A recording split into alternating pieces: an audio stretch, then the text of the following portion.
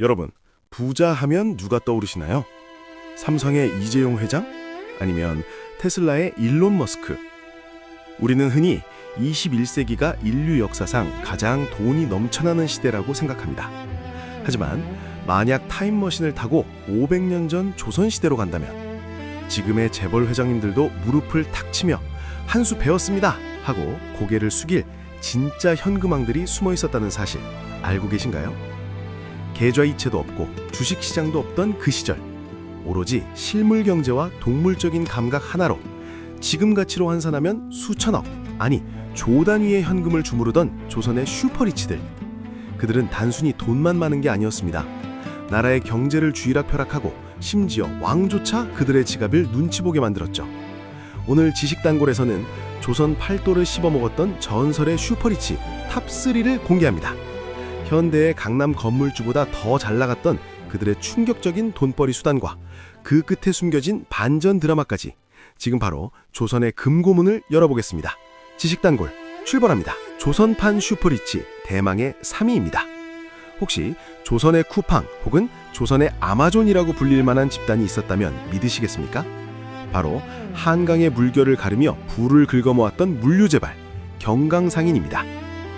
조선 후기 한양의 인구가 폭발적으로 늘어나면서 가장 중요한 건 바로 먹고 사는 문제, 즉 쌀이었습니다. 전국 각지에서 세금으로 거친 쌀들, 그리고 시장에 팔 쌀들은 모두 배를 타고 한강으로 들어왔는데요. 이 물류의 길목, 지금으로 치면 고속도로 톨게이트와 허브터미널을 장악한 사람들이 바로 경강상인들이었습니다. 이들의 돈 버는 방식, 현대의 악덕 기업과 소름 돋게 똑같습니다. 바로 매점 매석입니다. 경강상인들은 전국의 쌀을 싹 사들여 창고에 가두어둡니다. 그러면 한양 시내의 쌀값이 어떻게 될까요? 당연히 폭등하겠죠. 백성들이 쌀이 없어 굶어 죽겠다며 아우성 칠 때 그제야 창고 문을 아주 조금씩 엽니다. 부르는 게 값이 된 쌀을 팔아치우며 그들은 앉은 자리에서 수십 배의 차익을 남겼습니다. 이들의 위세가 얼마나 대단했냐면 당시 마포에 사는 강부자 집에 불이 켜지지 않으면 한양 시민들은 저녁밥을 못 짓는다라는 말이 돌 정도였습니다. 심지어 가난한 양반들은 족보를 들고 와서 이 상인들에게 돈 좀 빌려달라고 구걸을 해야 했죠. 신분제 사회 조선에서 돈의 힘으로 양반을 무릎 꿇린 최초의 세력, 물류와 유통을 장악해 거대한 카르텔을 형성했던 경강상인이 조선판 재벌 3위를 차지했습니다. 자, 이제 2위로 넘어갑니다. 3위가 거대한 기업 집단이었다면 2위는 개인의 능력으로 천문학적인 부를 쌓은 입지전적인 인물입니다. 여러분, 고전소설 춘향전 아시죠? 거기서 이몽룡을 괴롭히던 악당 변학도, 그 변학도의 실제 모델이 된 집안이 있다면 믿으시겠습니까? 바로 조선 최고의 통역관이자 걸어다니는 대기업이라 불렸던 역관 변승업입니다. 조선시대 역관은 오늘날의 통역사 겸 외교관입니다. 그런데 단순한 공무원 월급으로 어떻게 슈퍼리치가 됐을까요? 비밀은 바로 합법적 밀수와 환치기에 있었습니다. 당시 역관들은 청나라로 가는 사신단을 따라갈 때 개인적으로 무역을 할 수 있는 특권이 있었는데요. 변승업은 이 기회를 놓치지 않았습니다. 그는 국제 정세를 읽는 눈이 탁월했습니다.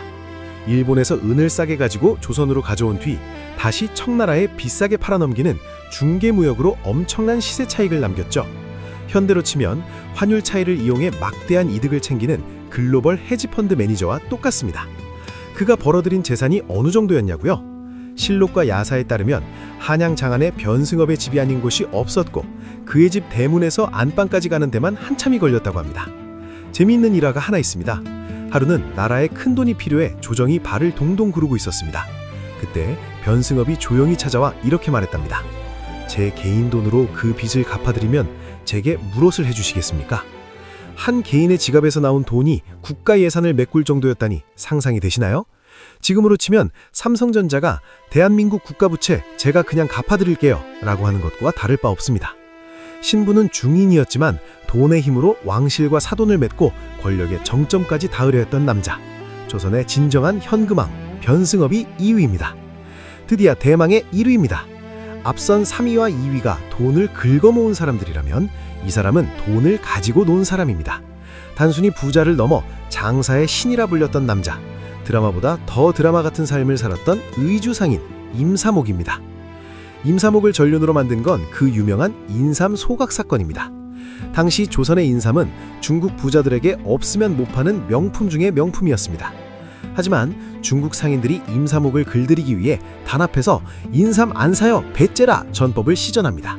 가격을 후려치려는 속셈이었죠. 보통 상인이라면 헐값이라도 팔고 나갔겠지만 임사목은 달랐습니다. 그는 가져온 최고급 인삼을 마당에 쌓아놓고 보란듯이 불을 질러버립니다. 너희가 안 사면 이 귀한 인삼은 세상에서 사라질 뿐이다. 활활 타오르는 인삼을 보며 중국 상인들은 패닉에 빠집니다. 당장 저게 없어지면 본국에 가서 처벌을 받을 수도 있었거든요. 결국 중국 상인들은 임사목의 바짓가랑이를 잡고 빌며 원래 가격의 10배, 아니 수십 배를 주고 남은 인삼을 사갔습니다. 이것은 단순한 똥고집이 아니었습니다. 자신이 가진 물건의 가치를 완벽하게 파악하고 상대방의 심리를 꿰뚫어본 고도의 심리 마케팅이었죠. 현대로 치면 스티브 잡스가 아이폰 신제품 발표회에서 보여준 혁신적인 자신감과도 닮아 있습니다. 이 사건으로 임사목은 중국 상인들 사이에서 살아있는 신으로 추앙받으며 막대한 부를 거머쥐게 됩니다. 하지만 그가 진짜 1위인 이유는 따로 있습니다. 그는 죽기 전 평생 모은 전 재산을 사회에 환원하고 빈손으로 돌아갔습니다. 그가 항상 곁에 두었다는 술잔, 개영매가 있습니다. 술이 가득 차면 밑으로 다 새버린다. 즉, 욕심이 지나치면 화를 부른다 하는 뜻이죠. 돈의 노예가 되지 않고 돈을 다스린 유일한 거상. 그가 남긴 부는 단순히 금은보화가 아니라 시대를 초월한 상도라는 정신이었습니다. 매점매석으로 백성의 고열을 짰던 경강상인. 천재적인 감각으로 부를 쌓았지만 결국 그 돈을 지키기 위해 평생을 바둥거렸던 변승업. 그리고 돈을 벌되 그 돈에 먹히지 않고 스스로 주인이 되었던 임사목. 조선의 슈퍼리치 탑3를 보며 여러분은 어떤 생각이 드셨나요? 500년이라는 시간이 흘렀지만 돈을 향한 인간의 욕망과 돈을 버는 원리가 놀랍도록 똑같지 않나요? 어쩌면 진짜 부자는 통장의 잔고가 아니라 내 마음속 욕망의 잔을 적당히 채울 줄 아는 사람이 아닐까 싶습니다. 여러분의 구독과 좋아요는 저희에게 큰 힘이 됩니다.